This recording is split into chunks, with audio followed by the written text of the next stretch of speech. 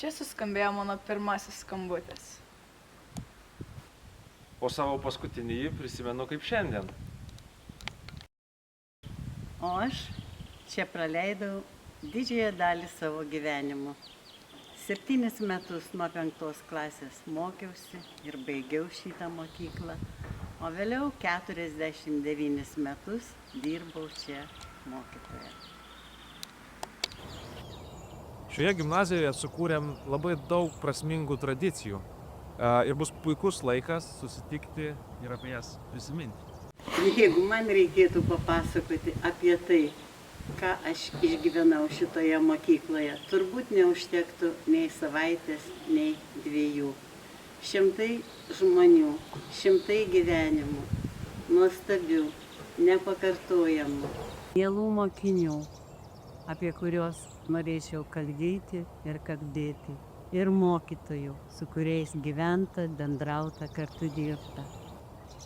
Juk šiemet gimnazijos jubiliejus ir gegužės 17 dieną vyks graži šventė, kurioje galėsime ir susitikti.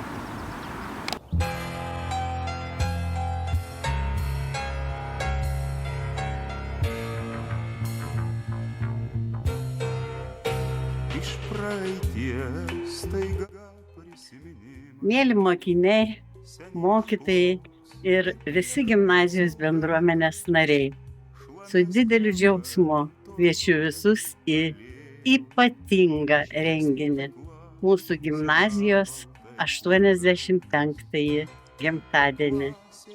Šią iškilmingą dieną prisiminsim mokyklos istoriją, jos kūrėjus, prisiminsime dienas praleistas šitoje mokykloje. Jūsų lauks šventinė programa, buvusių ir esamų mokinių pasirodymai, o svarbiausia, jūsų lauks susitikimai su buvusiais klasės draugais, su pažįstamais, su kuriais galbūt nesimatėte kas 10, kas 20, o kas ir daugiau metų. Tai bus labai puikia proga iš naujo susipažinti, pakalbėti, sužinoti, kuo ir kaip gyvena jūsų draugai. Laukiame visų mokinių, mokytojų, darbuotojų ir visų žmonių, kuriems yra brangi šita mokykla. Ir dar vieną dalyką noriu pasakyti. Kai šitos šventės organizatoriai sukurs šitą video kvietimą ir pasidalins juo socialiniuose tinkluose, būtinai juo pasidalinkite. Nusiųskite artimiesiems, draugams, klasiokams.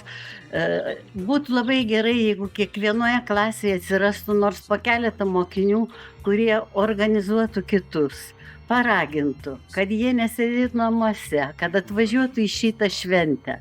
Visi atsiminkime, kad gegužės 17 dieną visi keliai veda į Krakes.